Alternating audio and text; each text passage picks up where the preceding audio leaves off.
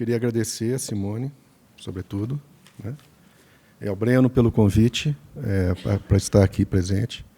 E espero poder responder à altura à solicitação. A gente sempre é o que sempre foi, né? Estranha essa frase, né?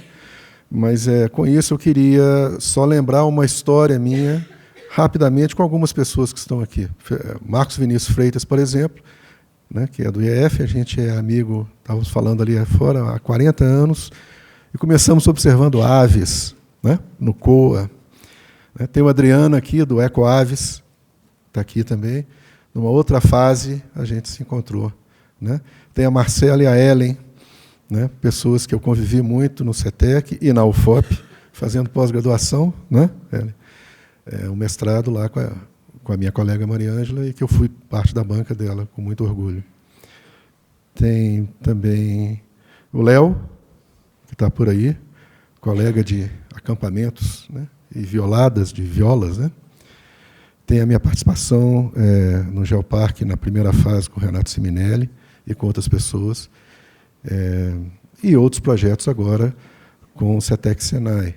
Quer dizer, a gente vai desde uma parte afetiva, avançando até uma maturação, englobando áreas maiores, com preocupações cada vez maiores.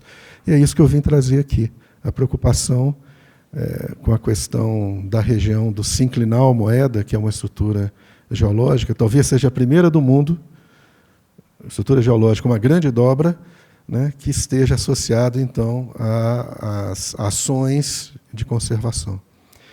Se Siminelli estiver atento, ele talvez podia levar essa parte do sinclinal Moeda como uma feição relacionada, então, à interferência entre a geologia e as questões de sustentabilidade, né? Então, eu vim trazer isso aqui, essa contribuição, e eu acho que eu vou ter que andar, porque o professor não fica parado, né? Então, vou trocar aqui de microfone. Está aqui presente no quadrilátero ferrífero, que vocês já ouviram falar tanto aqui, Belo Horizonte nessa posição, né? A Serra da Moeda está nessa situação aqui, Serra do Curral, né? O Caraça, Ouro Preto, está nessa pontinha aqui. Bom, essa região ela é importante porque nela e no seu entorno tem em torno de 22% da população de Minas Gerais. Isso é um fato importantíssimo, né? Uma concentração urbana de população muito grande. E, ao mesmo tempo, né, responde por cerca de 27% do PIB mineiro, né?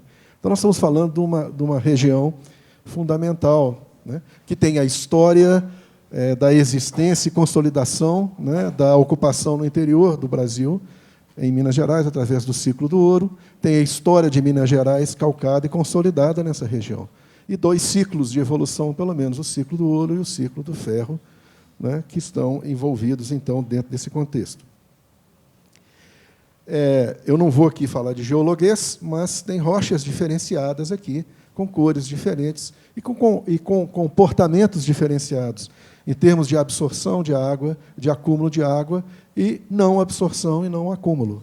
Então, ela tem uma diversidade geológica importante, sob o ponto de vista natural como um todo, que influencia, por exemplo, a biota existente. Existe uma diferenciação muito grande dos organismos vivos, das associações florísticas e faunísticas existentes nesse local, e também da questão relacionada à água, né?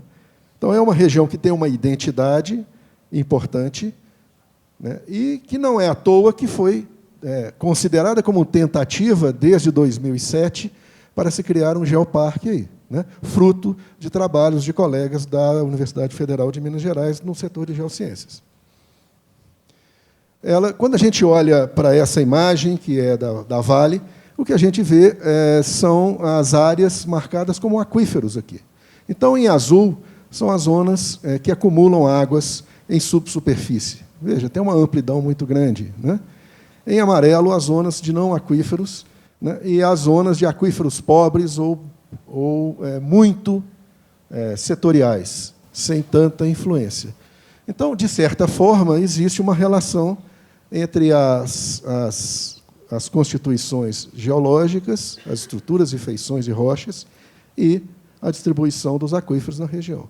Ora, para a nossa preocupação, né, e para a importância desse fórum, a Serra da Moeda ela é fundamental nisso, porque ela é um divisor de águas entre duas grandes bacias que compõem a bacia do São Francisco, a do Paraopeba a oeste e a do Velhas, Alto Velhas aqui a leste.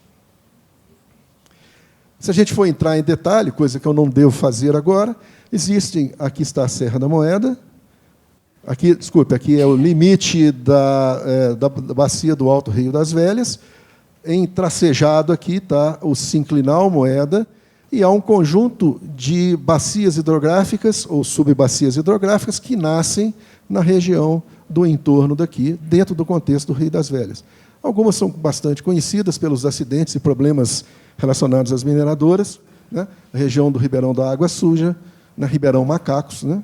Alguns de vocês certamente conhecem, e outras são bastante importantes porque elas contribuem com uma vazão muito grande, como a bacia do Rio Itabirito, que nasce, na realidade, próxima à Serra da Moeda e corta pelo Ribeirão Mataporcos, né? Chegando até se encontrar com Velhas ali na região de Itabirito.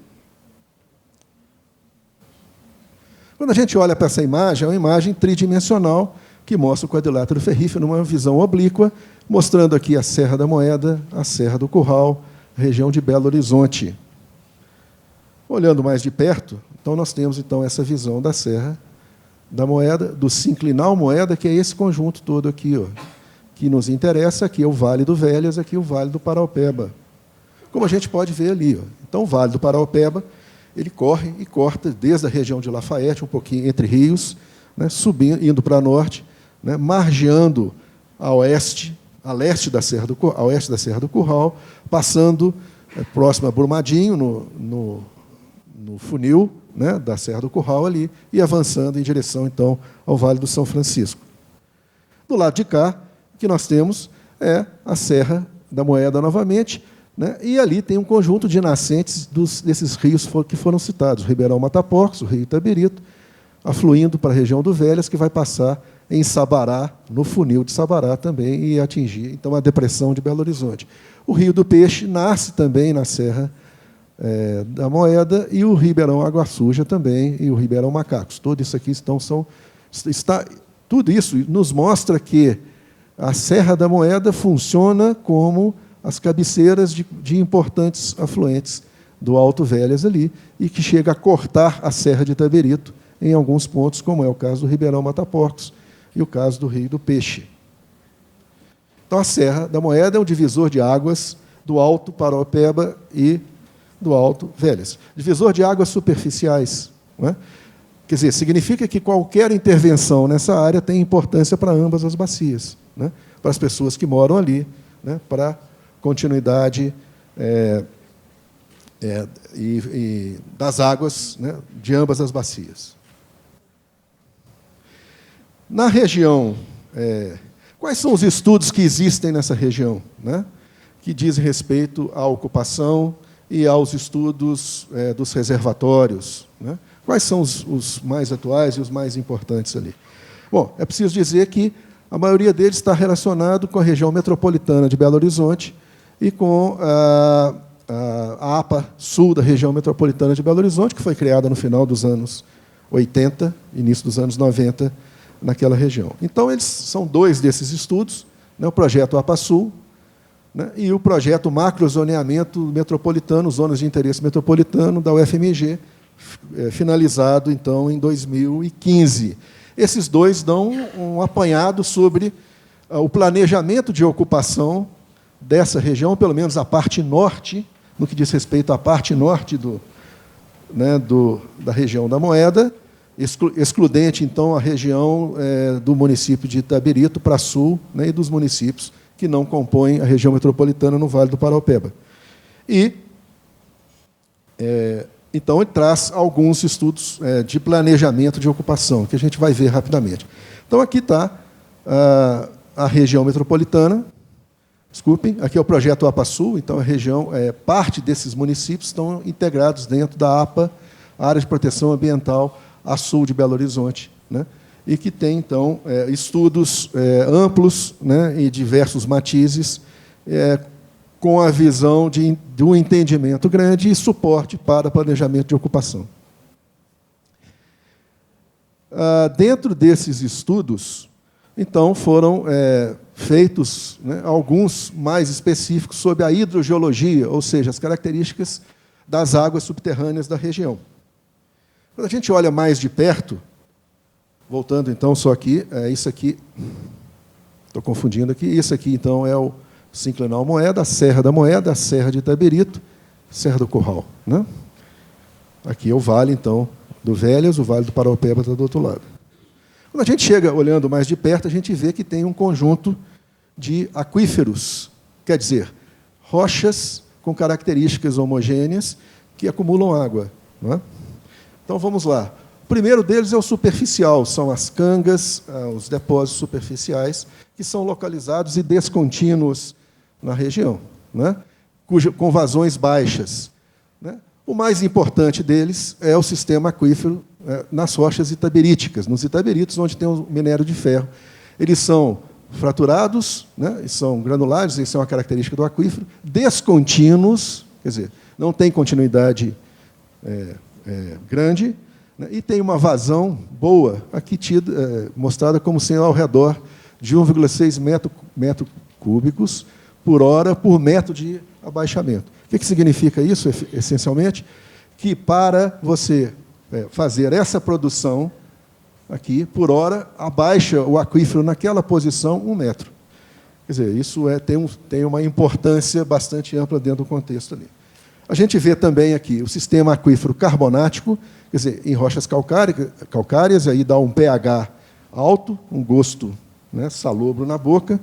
Quem consumia ou consome ainda água cristal da região de Itaberito dá esse gosto quando ela está com a temperatura ambiente. Temperatura fria, você não percebe isso aí, né? Então, é desse aquífero que vem, provavelmente, a vazão de lá. São vazões pequenas também e eles são descontínuos. Todos eles são descontínuos. Tem um outro sistema, agora, nessa tonalidade clara, que é do quartzítico, que são aquíferos também descontínuos, com uma vazão pelo menos a metade em relação àquele dos itaberitos. Então, essa é a realidade dos aquíferos existentes aqui, né? Como ela é uma estrutura côncava para cima, significa que isso tem uma confinação lateral. Isso não ocorre continuamente nessa região aqui, ó. Essa região é pobre, né, na geração, na existência de águas subterrâneas. Então, se existe uma região mais rica dentro desse contexto, é a região do Sinclinal Moeda e, portanto, a Serra da Moeda ela passa a ser importante aí, dentro desse aspecto. Bom, o outro estudo é o estudo de macrozoneamento feito pelo pessoal da UFMG, né, da FACE, e junto com o governo do Estado de Minas Gerais. Então, eles olham a região metropolitana e fazem um zoneamento, e nos interessa especificamente o zoneamento que atinge a região, né, do Sinclinal Moeda, de parte do Sinclinal Moeda, excluindo, por exemplo, a região de Itaberito, de Ouro Preto, né, que estão a sul dessa região. Então, aqui tem a zona de proteção 1, que nos interessa nesse momento, e a zona de diversificação de adensamento, também, que ocorre nessa região. Quando a gente olha com mais detalhe no significado disso, zona de proteção 1, áreas de proteção ambiental, cultural e paisagísticas localizadas dentro ou fora dos perímetros urbanos, onde as possibilidades de ocupação e utilização ficam condicionadas ao cumprimento de parâmetros urbanísticos e de diretrizes extremamente restritivos, com o objetivo de manter e recuperar os atributos. Então, isso aqui é dentro da região de crescimento urbano, né? A zona de interesse ambiental, trama verde e azul, refere-se às zonas em que você tem as APPs e a conectividade entre elas através do meio urbano e o meio rural. Zona de diversificação e adensamento são áreas indicadas para diversificação de usos e adensamento populacional. Zonas de territórios mineiros ou minerários, como queiram, são as zonas que já existem, onde existem as reservas de ferro e de ouro, dentro desse contexto, já existentes, já em operação ou já cubadas, né, já conhecidas ali. Então, esse zoneamento ele se baseia para a região nesse conjunto, né, de aspectos. Então, está ali presente, aqui, ó, nessa região do sinclinal Moeda, na sua porção mais a norte possível. Tem a zona de proteção 1 e tem a zona de adensamento e a zona da existência de recursos minerais. Então, isso é uma realidade que norteia o projeto de expansão da ocupação urbana, né, da ocupação populacional na região. Então, é uma região complexa, né, por vários fatores. Nós temos dois fatores, dois aspectos de ocupação dessa região que têm características muito restritas. Um deles é a mineração. Por quê? As jazidas minerais têm as características de fixação de localização. Elas não mudam para além de onde elas estão. Elas não podem ser transferidas. Não é? Elas estão lá. Rigidez locacional é o nome que se dá a esse tipo de circunstância. Então, elas estão ali e não podem ser mudadas. E a questão das águas. Né? Os aquíferos estão onde eles estão, as nascentes estão onde elas estão. Elas também não podem ser mudadas. O que pode ser mudado? A ocupação e a expansão da ocupação na região. Né? Esse é um aspecto que não é levado em consideração nesse tipo de estudo. Ele não prioriza o fato da existência desses dois fatores como fixos, de rigidez locacional. Ele prioriza outros aspectos, né, arquitetônicos e de expansão de ocupação, que não esses aí exatamente. Então, nós estamos nessa região, e aí voltamos a essa figura. Veja, a Serra da Moeda é uma região de entrada de água no sistema aquífero, né? Zona de recarga. E, ao mesmo tempo, no sopé dela, tem as zonas de descargas naturais das águas de partes desse aquífero, que vão alimentar o Itabirito e vão alimentar o Velhas, direta ou indiretamente. Então, é um sistema dinâmico, ele não é estático, não é? Ele tem a sua própria dinâmica e qualquer ocupação, qualquer que seja, industrial ou urbana, vai interferir dentro desse contexto aí. Quando a gente olha, e não está muito claro aqui, não está muito adequado, Belo Horizonte, Serra do Curral, Serra da Moeda e as nascentes, então, desses rios. Dentro do sinclinal Moeda, então, tem uma pequena divisão de águas superficiais. O Mata Porcos vai para sul, né, e deságua lá mais próximo a Ouro Preto e vem em direção a Itabirito, enquanto que o Peixe e o Água Suja vêm direto aqui. Então, essa é a Serra do Curral, essa aqui é a Serra de Itabirito e um divisor ali dentro do contexto superficial. Quando a gente olha também com dados da Vale, a gente compreende que, olhando um pouco vagar, né, esse aqui é o Rio das Velhas, esses são os afluentes da margem esquerda, portanto, da margem oeste do Rio das Velhas, e esses são os afluentes da margem direita. Ora, aqueles rios que nós citamos, o Peixe e o Itabirito, Mata Porcos, dentre outros, são responsáveis por 72% das águas, 76% das águas da vazão do Alto Rio das Velhas. Então, ele tem uma importância muito grande na manutenção da vazão desse rio, né, que, em Bela Fama, né, é retirada a água para suprir as necessidades de Belo Horizonte. Não é? Quando a gente olha aqui, nós vemos, então, uma outra visão. É interessante ver Belo Horizonte lá, Serra da Moeda, Serra de Itabirito, o sinclinal Moeda é esse, Itabirito está nessa posição, né, e as nascentes do Mata Porcos, o Peixes, e aqui as pequenas nascentes da borda da Serra de Itabirito, e aqui as nascentes que vertem as águas para o Rio Paraupeba. Há um conjunto de condomínios nessa posição, cujas nascentes, né, que podem alimentar parcialmente aquilo, dependem, né, da altura dos aquíferos nessa região, nas zonas de recarga, e a influência das retiradas dessas águas lá. Quando a gente olha para essa figura, rapidamente, nós temos, então, Serra da Moeda, a Serra de Itabirito, as minas, que possuem rigidez locacional, e pelo menos 2 empreendimentos que têm furos para retiradas de água subterrânea nessa região. Né? Tem a Coca-Cola, na região, no município de Itabirito, e a CESUL também, pelo que eu conheço, também vai fazer a retirada de vazão para a expansão do condomínio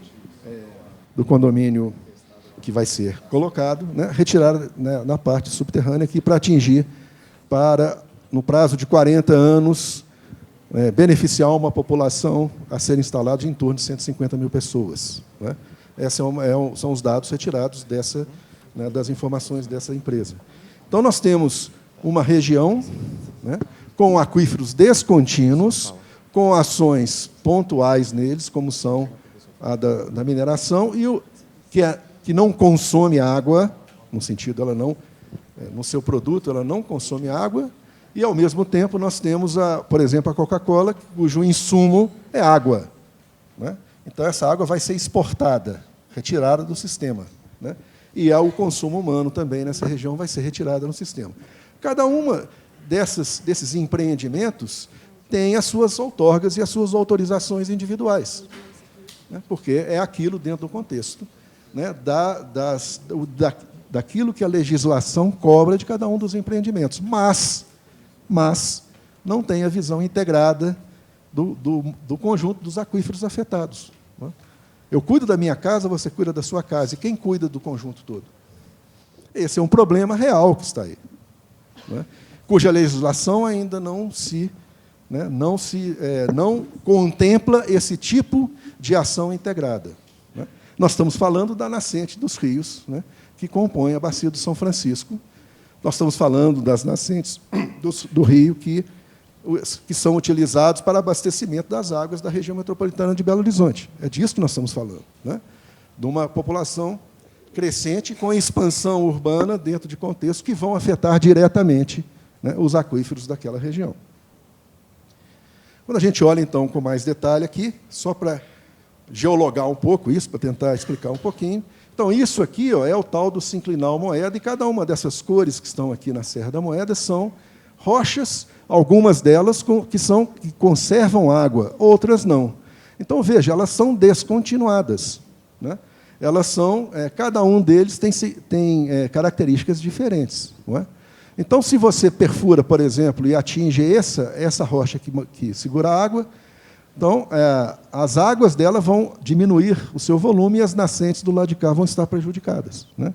Consequentemente, também o mesmo é possível do lado de lá. E as nascentes do mata-porcos e do peixe também vão ser afetadas no momento que você atinge os aquíferos e utiliza aquela água como insumo produtivo, ou para consumo humano, ou para qualquer outro consumo que seja.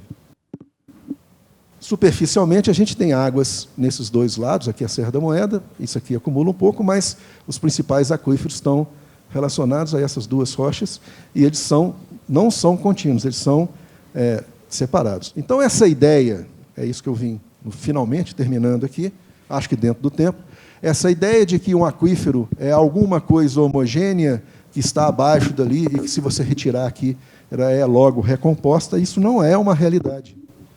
Isso não é uma realidade. Ela não tem esse comportamento.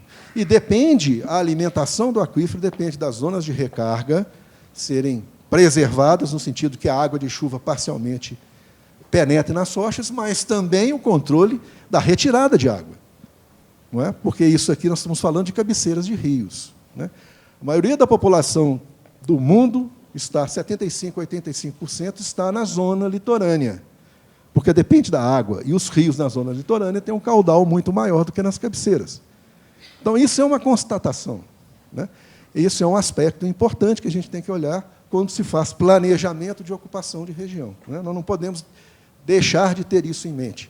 Se para o município de Itabirito é importante que haja industrialização, nós temos que pensar que ali residem pessoas e também nos demais municípios ao redor, né? Se para o município de Nova Lima, para o município de Itabirito, para o município de Riacima é importante a expansão imobiliária, nós temos que lembrar que essas pessoas que vão morar ali estão consumindo águas que alimentam as nascentes dos rios que compõem as cabeceiras do Paraopeba e Velhas. Então, é uma conectividade, é a história do lobo e os cordeiros, né? É uma história mais ou menos parecida com isso. Se eu tiro água de algum local ou poluo ela, eu estou contaminando o outro. E não é o que está jusante que faz em relação ao que está montante, não é rio abaixo que faz relação com o rio acima. Então, nós temos aí os aquíferos, eles são descontínuos, né? Eles não têm continuidade, portanto, aquela figura, ela, de fato, não existe como a realidade. Eu gostaria de chamar a atenção aqui, como já fiz no ano passado, um aspecto importantíssimo. Vamos dar uma olhada com base naquilo que foi a crise hídrica de São Paulo. Então, vamos lá. A área da região metropolitana de São Paulo é essa aqui, 7.947 km². A área do quadrilátero ferrífero está em torno de 7.000 km². A população estimada em 2014 para a região metropolitana de São Paulo é 20 milhões de pessoas. Aqui da região do quadrilátero ferrífero, em torno de 4.200.000. Minas Gerais tem a mesma população da região metropolitana de São Paulo. Então, será que a crise hídrica de São Paulo é um problema de falta de chuva ou é um problema de adensamento populacional? Né? A população toda de Minas Gerais está dentro de uma área do tamanho do quadrilátero ferrífero, na região metropolitana de São Paulo. Então, não estamos falando de escassez de água, nós estamos falando de adensamento populacional, de aumento, né, da concentração humana nos grandes urbes, não é? E a insistência das prefeituras em querer crescer a sua renda através do chamamento de grandes empreendimentos para aqueles municípios. Resultado disso, aumentam os empreendimentos, aumenta os impostos que vão para as prefeituras e, no entanto, aumentam os problemas, né, de uma maneira exponencial. Então, nós estamos, ao adensar a população, isso não estamos falando só de Belo Horizonte, estamos falando de Itabirito, estamos falando de, né, Ouro Preto, de Mariana, né, de Piedade do Paraupeba, de Brumadinho. Nós temos que olhar para o conjunto. Não é somente a região metropolitana, mas adensar a população e ter grandes projetos industriais e imobiliários que demandem água, né, nós estamos concentrando a população e com problemas cada vez mais graves na questão do abastecimento. E na sustentação da biota. Né? Resiliência é o nome que veio da ecologia. Resiliência é a capacidade de resistir às transformações. Leves transformações, breves transformações. Não é? Resiliência é isso. Então, substituir sustentabilidade por resiliência é uma incongruência total, apesar do uso político que pode se dar a esse tipo de circunstância. Obrigado. Obrigado.